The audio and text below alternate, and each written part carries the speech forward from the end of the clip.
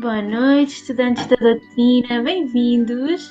Hoje vamos iniciar, com a graça de Deus, mais um estudo deste livro, Os Mensageiros. Já vamos para o capítulo número 11.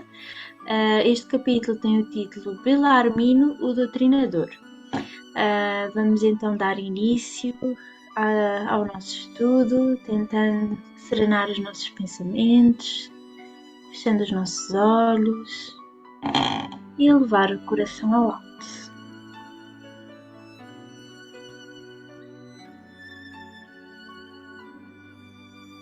E assim, então, no pensamento de Deus,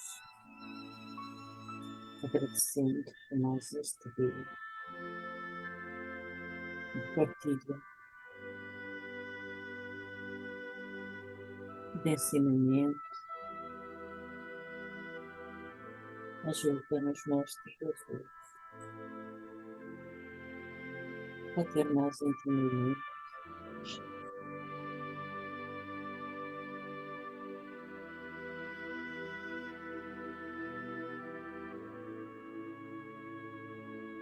e agradecemos por estar connosco mais este fim de tarde,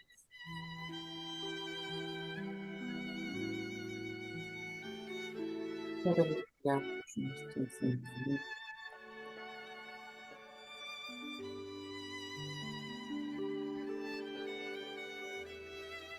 agradecemos.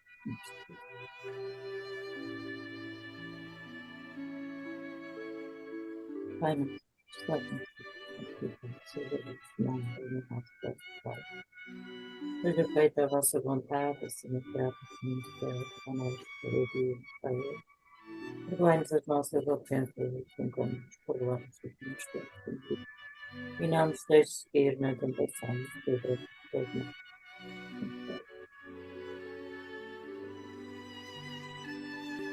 Assim seja. Obrigada, Dona Maria, por esta prece inicial. Vamos assim continuar com o nosso estudo, partilhar com vocês os slides. Do livro Os Mensageiros, de Francisco Cândido Xavier, pelo irmão e amigo André Luís, capítulo 11, Belmiro, o Doutrinador. As lições eram eminentemente proveitosas. Traziam-me novos conhecimentos e, sobretudo, com elas, admirava cada vez mais a bondade de Deus, que lhe permitia a todos, que nos permitia a todos a restauração do aprendizado para os serviços do futuro. Muitos de nós havíamos atravessado zonas purgatoriais, de sombra e tormento íntimo, uns mais, outros menos. Bastara, contudo, o reconhecimento de nossa pequenez, a compreensão do nosso imenso débito, e ali estávamos, todos reunidos em nosso lar, reanimando energias desfalecidas e reconstruindo programas de trabalho. Eu via em todos os companheiros presentes o reflorescimento da esperança. Ninguém se sentia ao desamparo, observando que numerosos médiuns prosseguiam em valiosa permuta de ideias, refer referentemente ao quadro de suas realizações, e ouvindo tantas observações sobre doutrinadores, perguntei a Vicente, em tom discreto: não seria possível, para minha edificação, consultar a experiência de algum doutrinador em trânsito por aqui, recolhendo notícias de tantos médiuns, com enorme proveito, creio não deva perder esta oportunidade. Vicente refletiu um minuto e respondeu: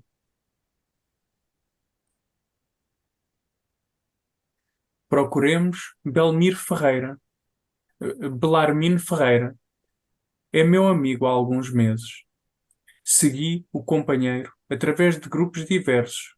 Belarmino lá estava a um canto, em palestra com um amigo. Fisionomia grave, gestos lentos, deixava transparecer grande tristeza no olhar humilde. Vicente apresentou-se afetuoso, dando início à conversação edificante. Após a troca de alguns conceitos, Belarmino falou comovido. Com que então, meu amigo, desejava conhecer as amarguras de um doutrinador falido?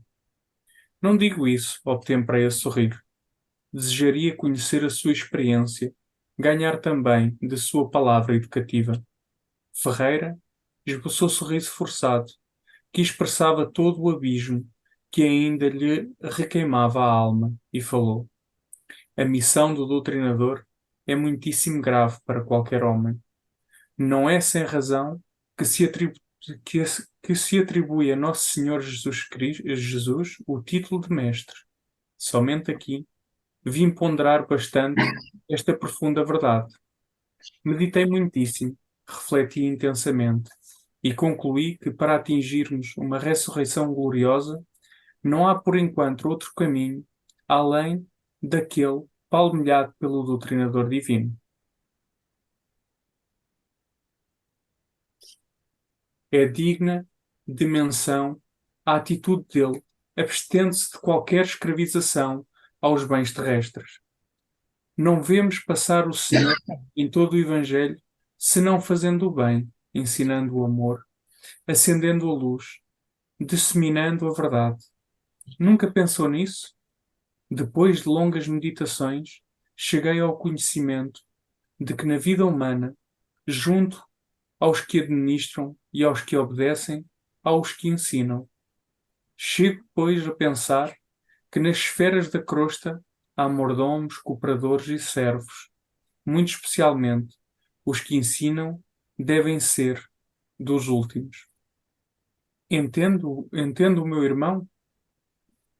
Sim, havia compreendido perfeitamente. A conceituação de Bellarmino era profunda, irrefutável. Aliás, nunca ouvira tão belas apreciações relativamente à missão educativa. Após ligeiro intervalo, continuou sempre grave. Há de estranhar, certamente, tenha eu fracassado, sabendo tanto. Minha tragédia angustiosa, porém, é a de todos os que conhecem o bem, esquecendo-lhe a prática.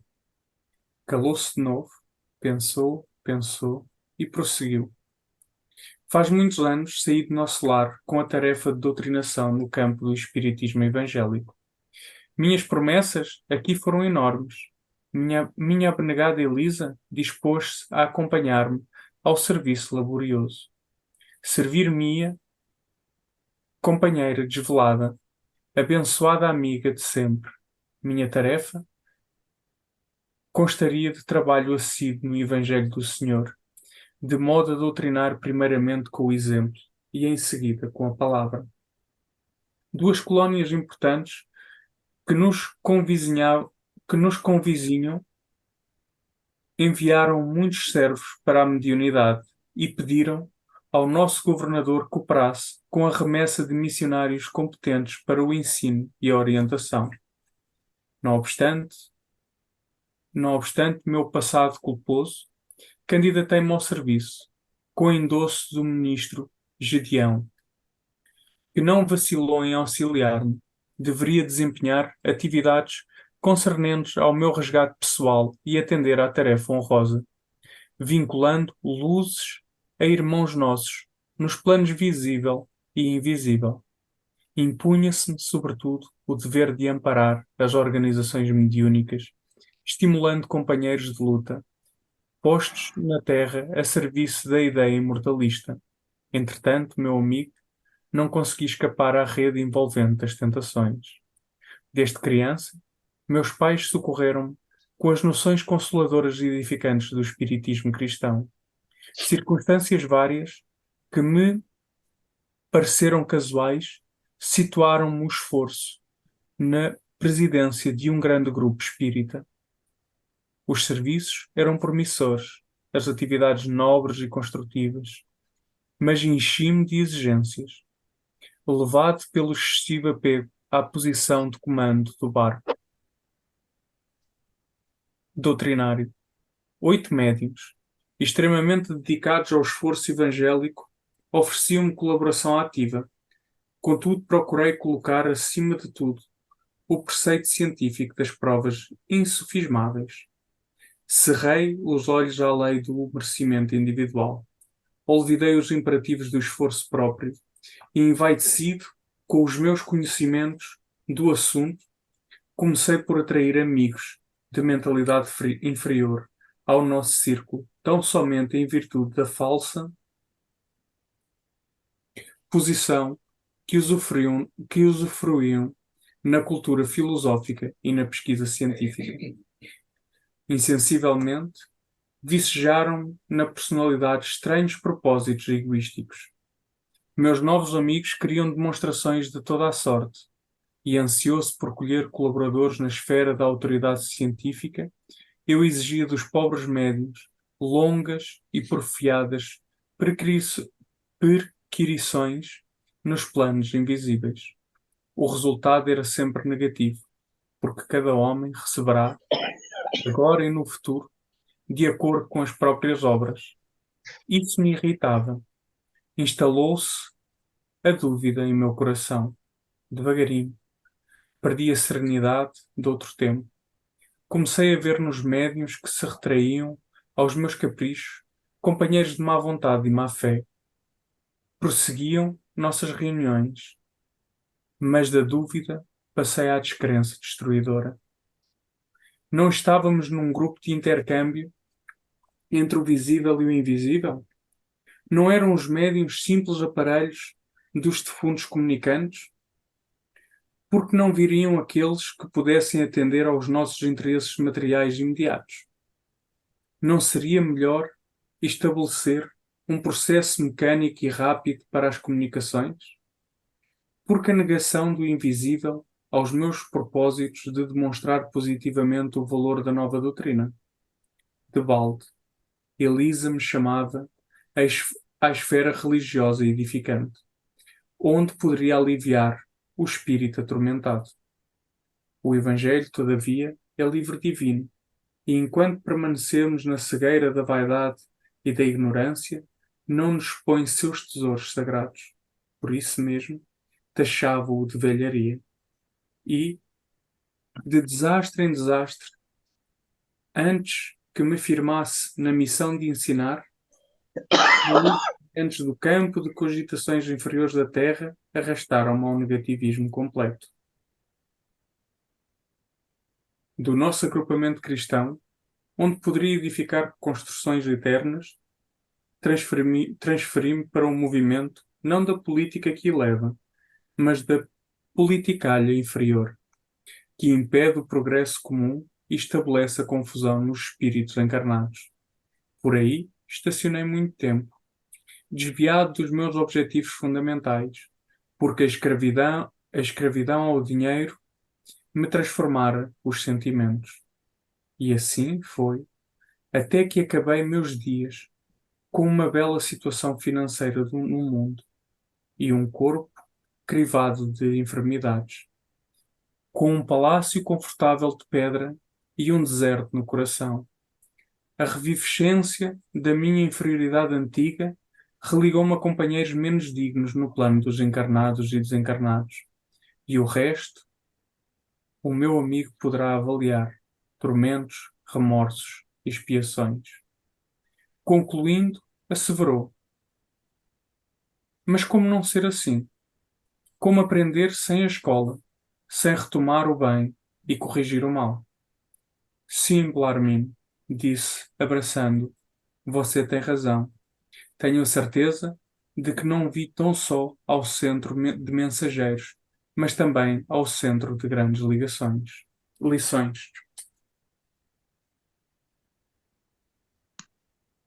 E assim é, um centro de grandes lições mesmo. Então, tal como André Luiz, nós também já estávamos aqui curiosos para saber, para conhecer o ponto de vista de um espírito ali presente, que teve como missão a doutrinação. Não é? Já conhecemos nos capítulos anteriores vários relativamente à mediunidade, hoje conhecemos o ponto de vista de um doutrinador. Vamos então dar o estudo de hoje, desta vez agora sim com os slides, e eu vou partilhar com vocês agora. E pronto, Filipe, passo a palavra. Obrigado. E sim, como dizias, se nos capítulos anteriores andámos a ver o que é que era a mediunidade, o que era ser médium, o porquê de muitos irmãos virem com a mediunidade, que responsabilidades é que eles tinham. Agora tomamos aqui um outro prisma dos trabalhos na casa espírita, que é a função do doutrinador. E hoje o nosso estudo vai andar sempre um bocadinho à volta desta figura, que para muitos pode ser desconhecida, para mim o era, e para outros já pode ser, até podem acrescentar aqui algumas coisinhas interessantes. Se puder avançar. Bem, quem é que se oferece para ler as primeiras três frases? Eu leio. Obrigado. A missão do doutrinador é muitíssimo grave para qualquer homem. Não é sem razão que se atribui a nosso Senhor Jesus o título de mestre. Meditei muitíssimo, refleti intensamente e concluí que, para atingirmos uma ressurreição gloriosa, não há, por enquanto, outro caminho além daquele palmilhado pelo doutrinador divino. É digna de menção a atitude dele, abstendo-se de qualquer escravização aos bens terrestres. Faz muitos anos saí de nosso lar com tarefa de doutrinação no campo do espiritismo evangélico. Minha tarefa constaria de trabalho assíduo no Evangelho do Senhor, de modo a doutrinar, primeiramente, com o exemplo e, em seguida, com a palavra. Já vemos aqui, para quem não conhecesse esta figura do doutrinador, por estes três parágrafos, e podiam ser outros dentro deste capítulo, mas nestes três parágrafos já temos uma grande linha de raciocínio sobre o que é ser doutrinador. Primeiro, um vínculo muito grande àquilo que foi o exemplo deixado por Jesus Cristo, em todo o seu amor, em toda a sua brandura, em toda a sua benevolência, em toda a sua indulgência. E depois, o último parágrafo nos remete, primeiro exemplifica, depois fala. E este é uma das grandes recomendações para todos nós no nosso dia a dia. Aquele ditado que muitas vezes cá em Portugal se diz, que é: faz o que eu digo, não faças o que eu faço, não tem aplicação, porque na verdade é o contrário. Se quiseres que alguém siga aquilo que tu dizes, demonstra primeiro pelo teu exemplo que é possível fazê-lo. Se puderes passar, Madalena. Então, quem é que quer ler a primeira pergunta e a primeira resposta que nós fazemos hoje? Pode ser. O que é um doutrinador? O doutrinador é quem realiza o acolhimento e esclarecimento de espíritos. Isto é, a sua tarefa é proporcionar ajuda e esclarecimento aos espíritos ignorantes, estimular os espíritos fracos e confortar os espíritos sofredores que se comunicam através do médium ostensivo. Para fazer o trabalho, o doutrinador deve possuir alguns atributos importantes, uma vez que a tarefa requer certas habilidades para que o acolhimento e o encaminhamento do espírito seja feito da melhor maneira. Então, aqui foi uma tradução livre que encontramos na internet de um grupo espírita, cujo site está aí em baixo, ah, mas que faz todo o sentido, que é o doutrinador é aquele que, se quisermos formar uma imagem mais real dentro da nossa mente, se o médium é o altifalante, o aparelho que comunica, o doutrinador é aquele que se encontra de braços estendidos para esclarecer, para estimular e para confortar. E estas são três funções muito importantes da função do doutrinador. E a pergunta que vem a seguir é: bem, se nós já sabemos que funções é que ele tem, ou que tarefas é que ele tem, que características deve ter um doutrinador? O que é que nós, como doutrinadores, devemos ter? E nos diz, quase que mecanicamente, nós vamos relembrar os estudos que fizemos para trás e aquilo que é recomendado ao médium também é recomendado ao doutrinador. Não é? E então é recomendado ao doutrinador ter paciência com o espírito e com o grupo de médiuns com quem trabalha. É recomendado ao doutrinador ter tolerância, trazendo para o campo de trabalho um clima de empatia e de indulgência para com todos. Já nos recomendava o Espírito da Verdade no Livro dos Espíritos para ter indulgência para com as faltas alheias. Mas também deve ter um princípio de benevolência, ou seja, formar um clima de bondade dentro e fora dos trabalhos. E traz aqui o exemplo. Este clima de bondade dentro e fora dos trabalhos é ser um exemplo seguro para aqueles que o observam. Simpatia. Deve ser afável, transmitir segurança e bem-estar na corrente do trabalho, para que todos se sintam confortáveis na tarefa a fazer e que se estabeleça, em cima de tudo, uma comunhão em que os pensamentos individualizados que ali se formam do médium, do espírito, do doutrinador, dos sustentadores, possam caminhar para formar um pensamento coletivo, sediado aonde? Naquilo que são as raízes do Evangelho. E depois deve também manter uma escuta atenta, ou seja, ter atenção com o que se passa na reunião, ter objetividade para não se perder a finalidade do trabalho e, acima de tudo, como colorário, deve ter amor e conhecimento, ou seja, demonstrar fraternidade e conhecer a própria doutrina para que a sua ação possa ser cada vez mais efetiva naquilo que fizer. Não podes avançar, Madalena. Quem é que se oferece para ler estes dois textos, estes dois parágrafos? Queres ler? Não vemos passar o Senhor em todo o Evangelho, senão fazendo o bem, ensinando o amor, acendendo a luz, disseminando a verdade. Nunca pensou nisso. Depois de longas meditações, cheguei ao conhecimento de que, na vida humana, justo aos que administram e aos que obedecem, aos que ensinam.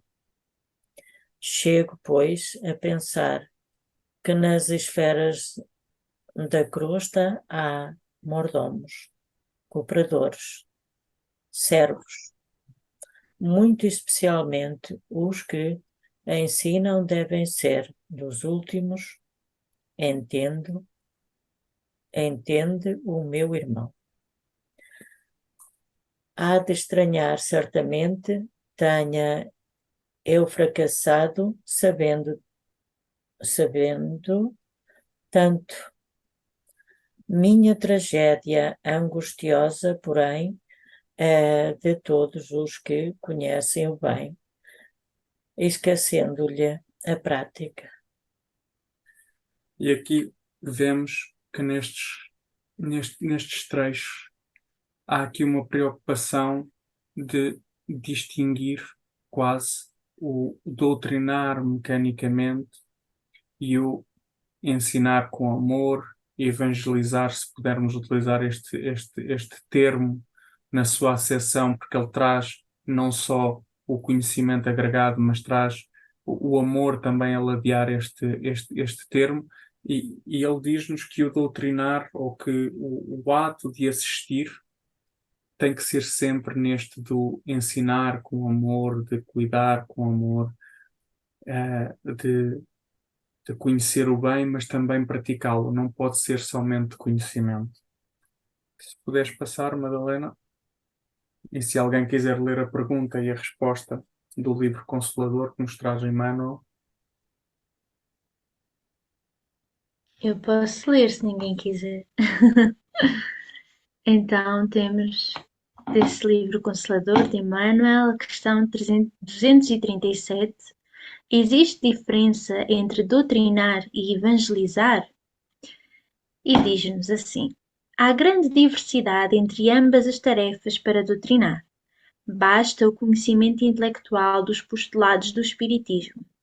Para evangelizar é necessária a luz do amor no íntimo. Na primeira bastarão a leitura e o conhecimento. Na segunda é preciso vibrar e sentir com o Cristo.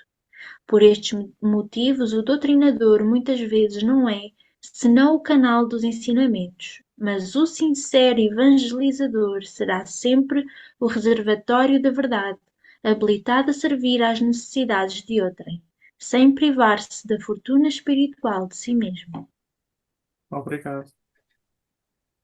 E vemos aqui, Emmanuel traz-nos uma clarificação daquilo que é este papel, que nos remete para este vínculo quase íntimo da mensagem de Jesus Cristo em nossos corações, que diz que é necessária a luz do amor no nosso íntimo.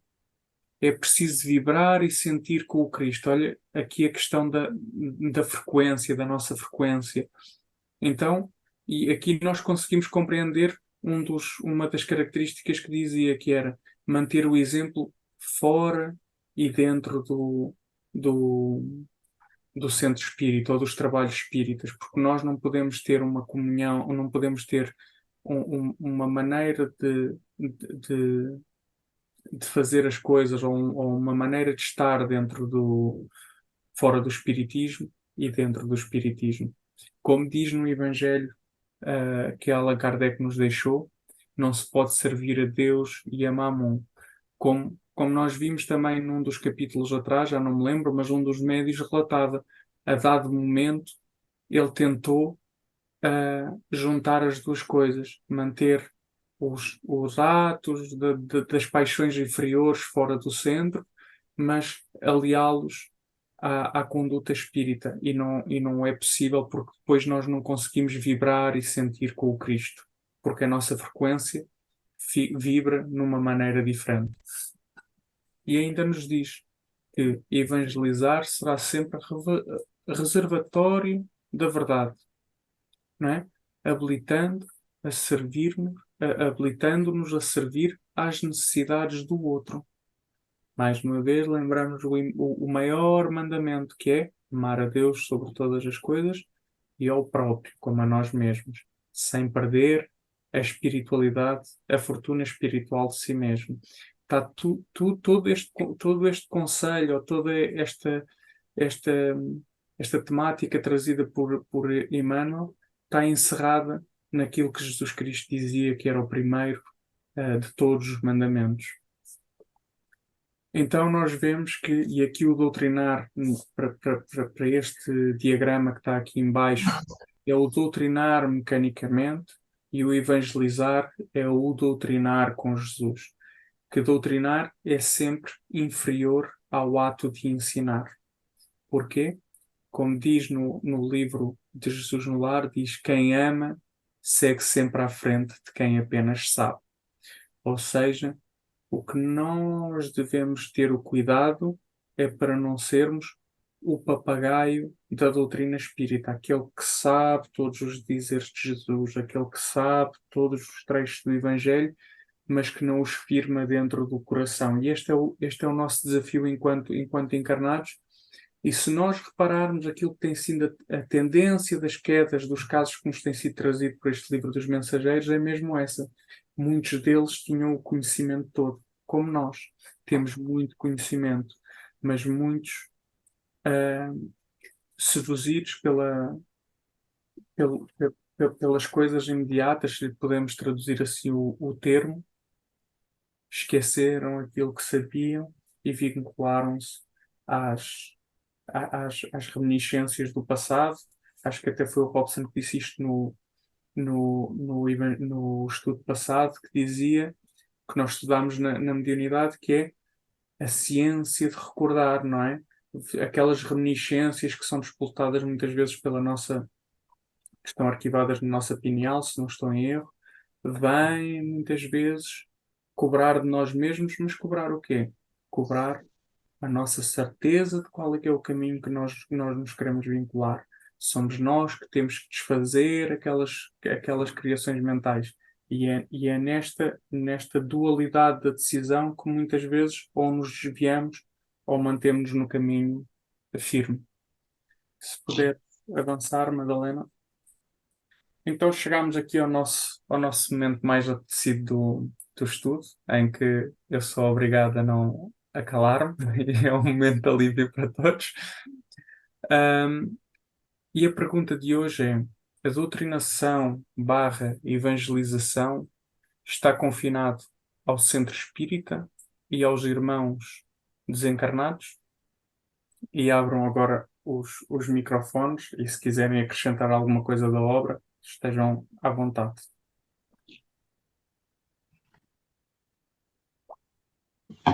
Bem, eu posso começar. Ahm, Uma vez que a doutrinação, ou a evangelização ou o ensinamento se dá pelo exemplo, não vamos limitar ao centro espírita, nem só aos irmãos desencarnados, porque através do nosso exemplo estamos a doutrinar ou a evangelizar todos os espíritos que nos rodeiam, encarnados ou desencarnados. Encarnados e desencarnados, assim dá. Portanto, é conhecendo o Evangelho e pondo em prática que nós vamos conseguir dar o exemplo de sermos discípulos de Jesus, de sermos aprendizes do Evangelho, porque é o que nós estamos aqui ainda neste momento, nesta fase evolutiva da nossa existência, estamos a tentar, com o nosso esforço, e é esse nosso esforço que vai contribuir para a nossa evolução, é através do exemplo. Todos os ensinamentos que Jesus nos deixou, nos deixa, porque o Evangelho é redivivo, portanto é permanente, está sempre a atualizar-se, é através da palavra sagrada, é através de toda a obra a que nós já temos acesso e que é imensa. Tomara nós conseguir ler todos os livros. Se lermos um décimo, que seja, já é bastante. Mas se conseguirmos aplicar esses 2 mandamentos só, já estamos a evoluir. Amar a Deus sobre todas as coisas e ao próximo como a nós mesmos. Isso é o fundamental, porque aí se resume toda a lei, não é? A lei de amor, que é essa lei que nos faz andar para a frente. Esquecendo as vaidades, porque a vaidade é do médio, do doutrinador, do cristão, é o que muitas vezes nos faz-nos perder no caminho, é deixar que o ego fale mais alto. Então, mantendo o equilíbrio sempre, através da leitura, da assimilação do Evangelho e da prática no nosso dia a dia, nas pequeninas coisas. A atenção ao próximo, a gentileza, o pensar no bem do outro, no bem comum. É através desses pequeninos gestos, desses pequeninos pensamentos que nós vamos educando o nosso espírito, o nosso pensar, o nosso agir. E, portanto, não é. É claro que na casa espírita tem que haver essa preocupação, mas eu acho que é um reflexo do nosso dia a dia, daquilo que nós somos em casa, na rua ou no trabalho, seja onde for. Portanto, é um reflexo de nós mesmos. Portanto, não é só na casa espírita, é em todo lado. É, acima de tudo, em nós mesmos. Obrigada, mãe, pelo teu comentário. E como nós podemos ver ao longo da leitura e do que já foi dito no estudo, seja doutrinador ou não, basta estar dentro da doutrina, nós sabemos que há todo um burilamento íntimo que é uma tarefa diária e que não se restringe aos momentos no centro espírita, nos momentos dos nossos estudos, aos momentos das nossas reuniões. E quantos de nós nas nossas reuniões de sábado muitas vezes dizemos como é bom estar aqui, é tudo tão fácil, tudo tão leve, tudo tão simples, e chegamos lá fora e depois às vezes parece que esquecemos de tudo e tudo se torna difícil, mas é aí que se apresenta a oportunidade de nós exercitarmos o que aprendemos.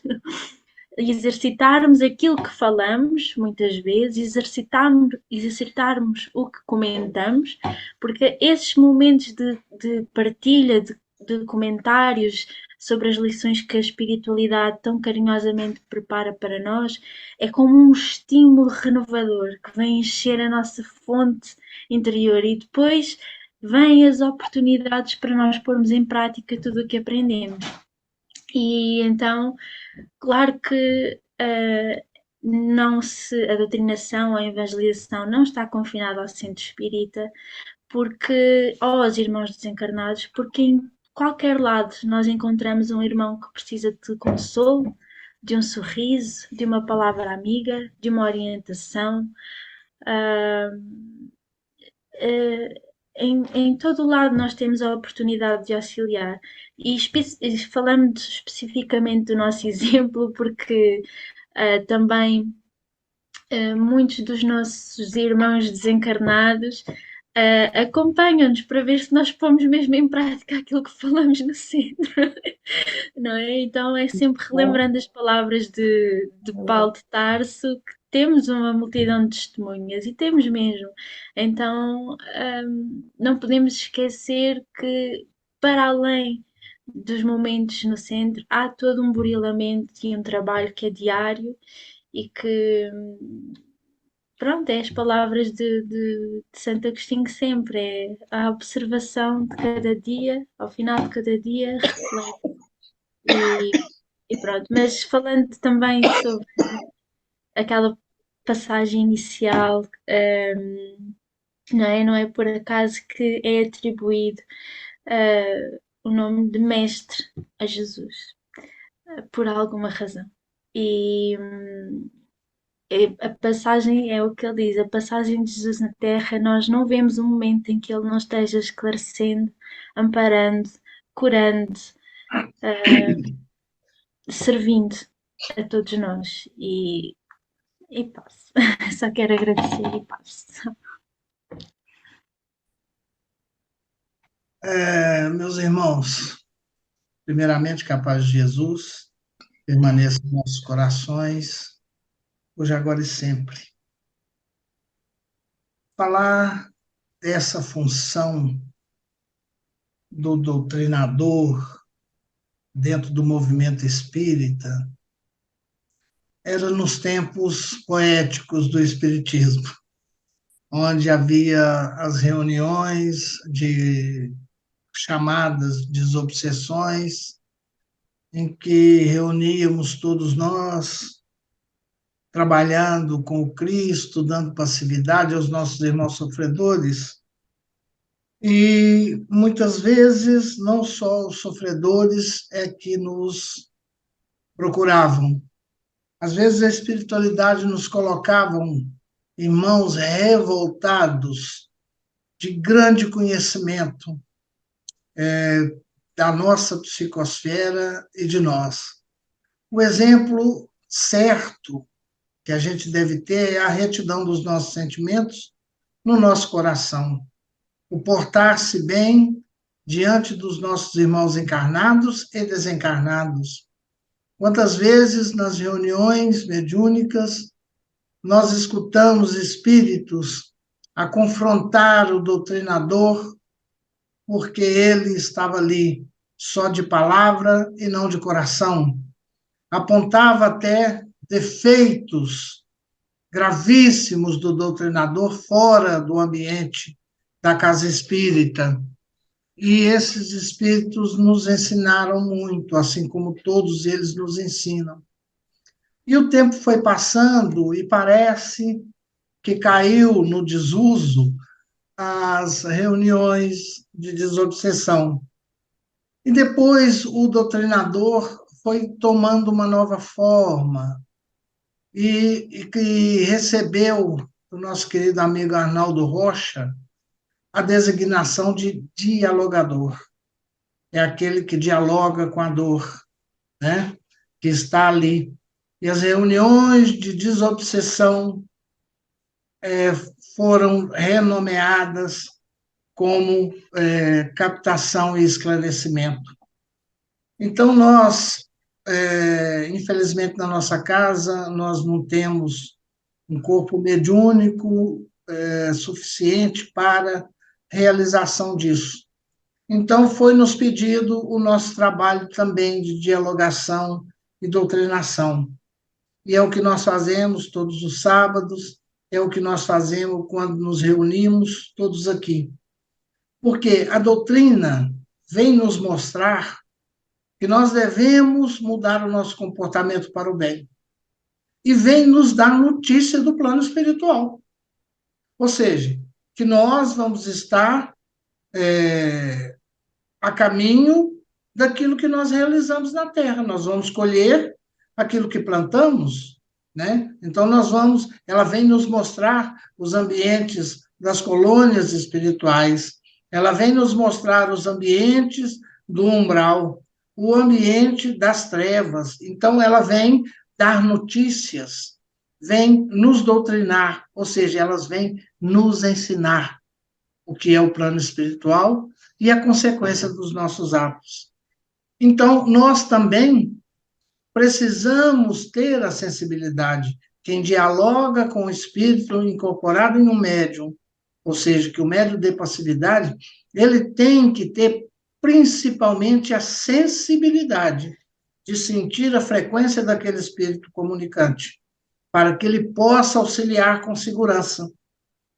E se ele entra no estágio de inquirição, ele já está removendo a ferida do comunicante. Ele tem que ter palavras suaves, ele tem que ter energia ao apresentar Jesus e os caminhos. Você está ali para esclarecer, para orientar. Nós desencarnamos agora. Nós devemos ter alguém que vai nos orientar no plano espiritual. Aonde nós estamos, o que estamos fazendo, por que estamos ali, além da nossa própria consciência, já que somos sabedores. Mas nós somos minorias que sabemos isso. A maior parte da população ignora o seu destino depois da morte. Então, é necessário que essa doutrina seja apresentada. E o doutrinador, chamado aí pelo espírito de André Luiz nesse livro, ele tem uma função muito importante. Primeiro, ele tem que ter um conhecimento da doutrina, porque ele vai apresentar a doutrina dos Espíritos, ele vai apresentar a lei de causa e efeito, ele vai apresentar Jesus para aquele. Então, ele tem que estar com o seu coração limpo e tem que ter um conhecimento. Nós temos um grande amigo nosso na nossa casa, que sempre nos acompanha, o que é o espiritismo, muito simples, o desenvolvimento mediúnico, que é Roque Jacinto, e ele também tem um livro dedicado à doutrinação. Ele começa o livro dando informação de quando a gente desencarna, de como nós vivemos, para um dos planos que é onde a gente vai, e depois ele começa a ensinar-nos a dialogar com a dor. Ou seja, aquilo que nós fazemos no sábado, os nossos comentários, nós estamos estudando juntos com os espíritos. Estamos fazendo a função de dialogador para o mundo espiritual e para o mundo material, que somos nós também.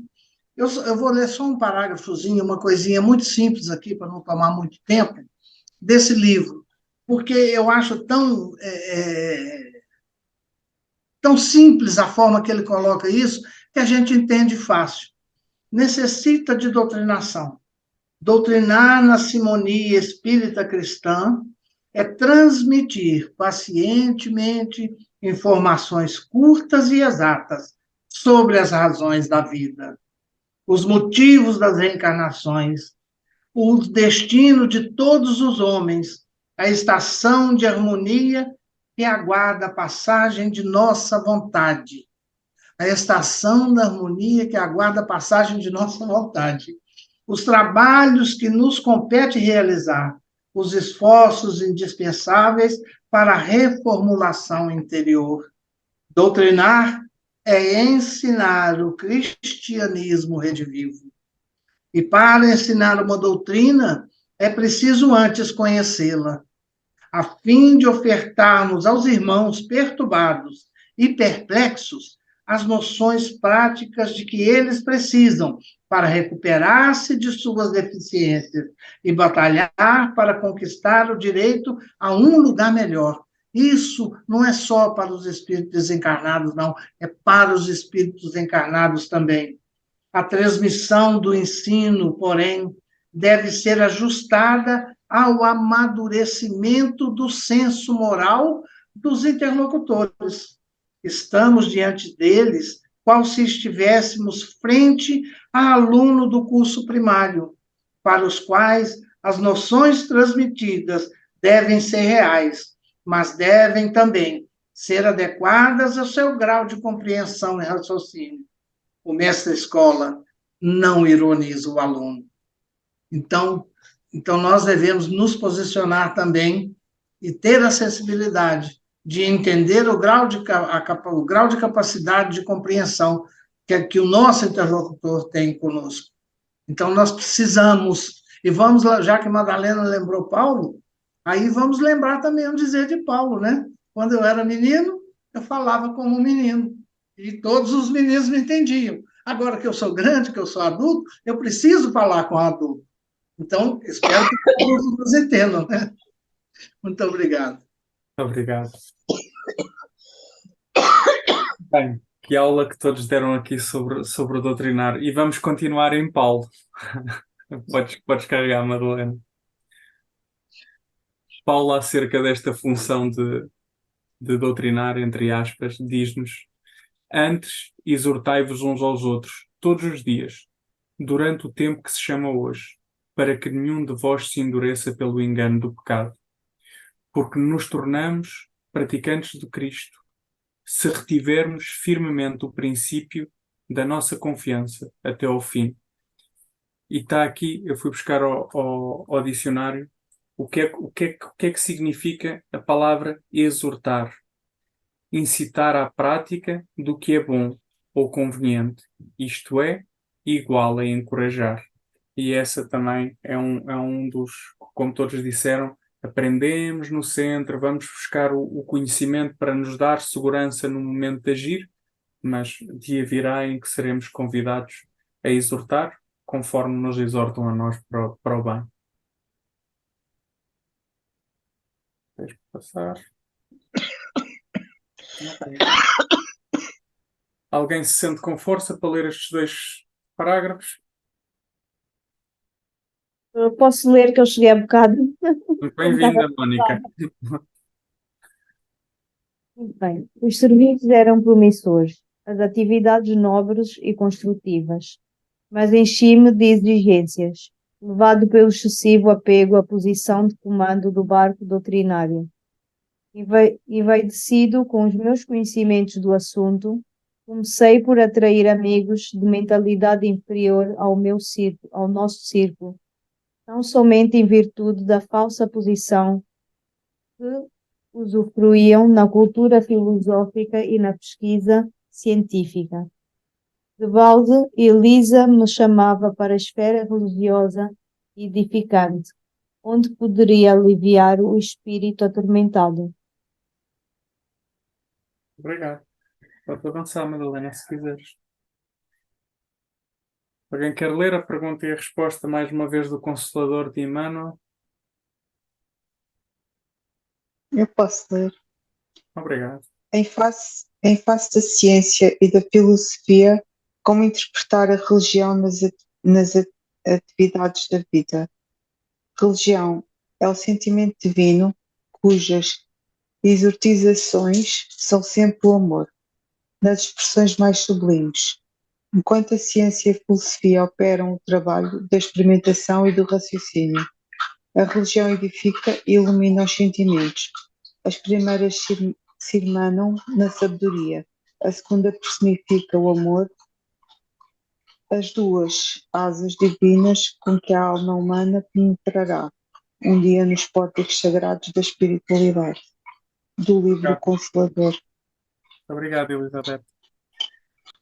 Bem, e aqui temos a imagem perfeita daquilo que é o espiritismo e se nos permitem aqui o trocadilho que fizemos, se puder explicar mais uma vez, Madalena, o espiritismo de facto na sua feição de Consolador prometido pelo Cristo apresenta estes três aspectos: ciência, filosofia e religião. E o trocadilho é, se nós formos ao Evangelho, no capítulo Fora da Caridade não há salvação, em que nós temos a caridade segundo São Paulo, ele diz, e nós trocamos aqui, temos agora estas três, a ciência, a filosofia e a religião, permanecem, mas dentre elas, a mais excelente é a religião. Isto quer dizer que, porque é que ela tem esta qualidade de excelência? Porque tem por fim a transformação moral do homem, retomando os ensinamentos de Jesus Cristo. E se os três pilares são necessários, a religião é de facto esta parte mais religiosa que visa a transformação do homem, é a trave mestra que não pode ser mexida para que não se comprometa o equilíbrio do edifício inteiro. Vamos relembrar que é sempre a exteriorização do amor, que é a expressão mais divina e que é a própria iluminação interior. Se puderes avançar, Madalena, temos aqui mais 4 parágrafos. Se alguém quiser ler, se estiverem cansados, eu posso ler. Eu posso ler se. Força.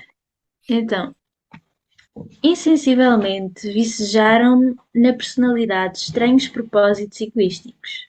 Instalou-se a dúvida em meu coração devagarinho.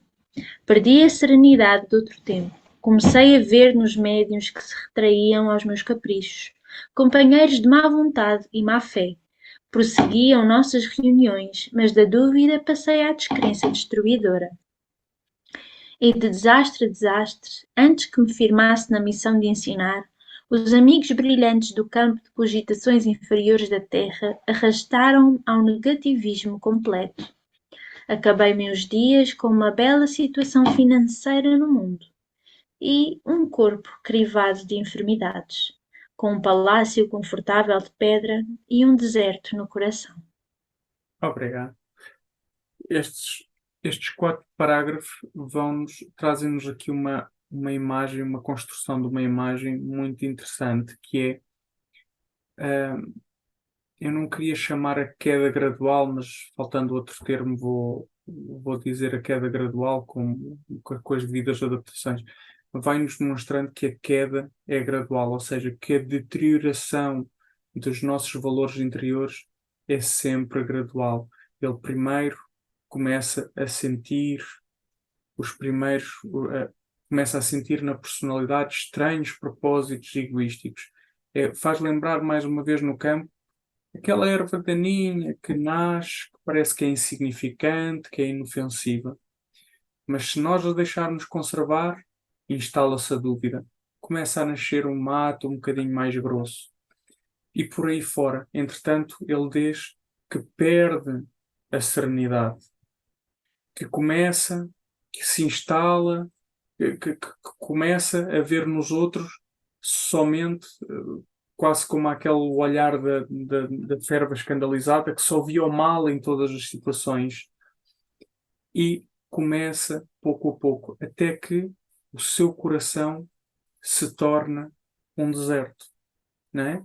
E este último parágrafo faz lembrar muito aquela expressão que usamos muito na casa, que é: aonde estiver o teu tesouro, aí estará o teu coração. Ou seja, aquilo que nos move é exatamente o nosso tesouro. E esse tesouro revela aquilo que nós transportamos, ou não é aquilo que transportamos, mas aquilo que o nosso coração revela dentro dele. Porque nós transportamos todas as virtudes de Deus temporariamente tapadas com uma camada de areia que um dia há há de ser liberta. Se puderes avançar, Madalena. E aqui nos pergunta se há, mais uma vez no livro Consolador, Emmanuel traz-nos esta pergunta: há alguma diferença entre a crença e a iluminação? E a resposta: todos os homens da Terra, ainda os próprios materialistas, creem em alguma coisa. Todavia, são muito poucos os que se iluminam. O que crê apenas admite, mas mas o que se ilumina vibra e sente. O primeiro depende dos elementos externos, nos quais coloca o objeto da sua crença. O segundo é livre das influências exteriores, porque há bastante luz no seu próprio íntimo, de modo a vencer corajosamente as provações a que foi conduzido no mundo. É por essa razão que os espíritas sinceros devem compreender que não basta acreditar no fenómeno ou na veracidade da comunicação com o além, para que os seus sagrados deveres estejam totalmente cumpridos, pois a obrigação primordial é o esforço, o amor ao trabalho, a sinceridade nas provas da vida, o sacrifício de si mesmo, de modo a entender plenamente a exemplificação de Jesus Cristo, buscando a sua luz divina com a execução de todos os trabalhos que lhe competem no mundo. Mais uma vez, temos na diferença entre a crença e a iluminação, a questão da vibração e do sentimento harmonizado. A questão de combater as nossas próprias fraquezas, através do quê? Do esforço, do amor ao trabalho, da serenidade, do sacrifício de nós mesmos. E quase que nesta busca da dor construtiva, digamos assim, nós vamos começando a entender plenamente a exemplificação de Jesus. Porque eu ontem lia um livro que é o Estrela de Luz, que eu gosto muito de um desses capítulos, e era a crucificação de Jesus. E Ismael, já no plano espiritual, dizia que a humanidade não compreendeu aquele sacrifício de Jesus por nós. E eu dou por mim, muitas vezes, a fazer essa mesma questão. Mas porquê é que Jesus teve que sofrer, teve que ser crucificado para exemplificar alguma coisa à humanidade? E nós, este é um caminho até entendermos realmente o que o Mestre fez por nós, do momento em que nos acolheu órfãos até aos dias de hoje, porque Ele continua sempre ao nosso lado. Poderes avançar, Madalena? E pronto. E trazemos hoje como quase que estímulo para os nossos dias uma frase de Hipócrates, que foi um médico grego considerado o pai da medicina, que ele dizia que devemos curar quando possível, aliviar quando necessário, mas consolar sempre. E é isso. Muito bem, obrigada, Felipe, pelo estudo de hoje. Obrigada a todos vocês. Obrigada à espiritualidade, a Jesus e a Deus que nos permitiram a realização deste estudo na noite de hoje. Vamos então iniciar a nossa prece final. Alguém se voluntaria? Eu posso fazer isso? Eu posso? Ok, minha mãe vai fazer. Ok. Partilhar a música convosco.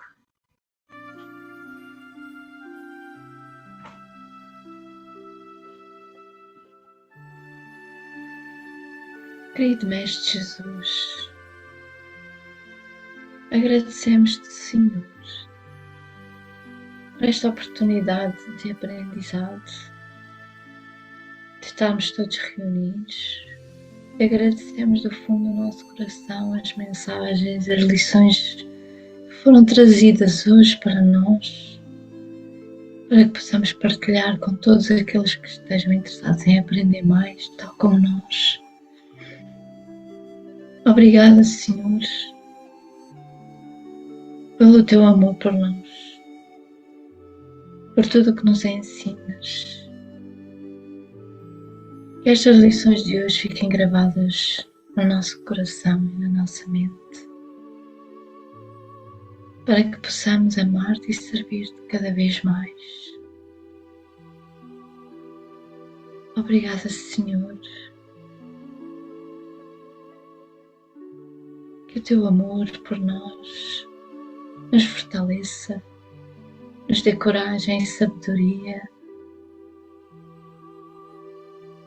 para nos podermos melhorar a nós mesmos, pondo em todas as nossas ações o nosso amor a Deus, para que façamos tudo por Ele, com Ele e para Ele. Contigo, Senhor Jesus, enfrentaremos os obstáculos com mais fé, com mais amor, com mais resignação. Obrigada, Senhor. Fica connosco hoje, agora e sempre. Que assim seja. Assim seja. Obrigada, Mãe, pela prece. E assim deixamos sempre o agradecimento final, pedindo a Deus que transforme o meu agradecimento em renovadas bênçãos de alegria e paz. Obrigada e até a próxima semana, se assim Deus o permitir.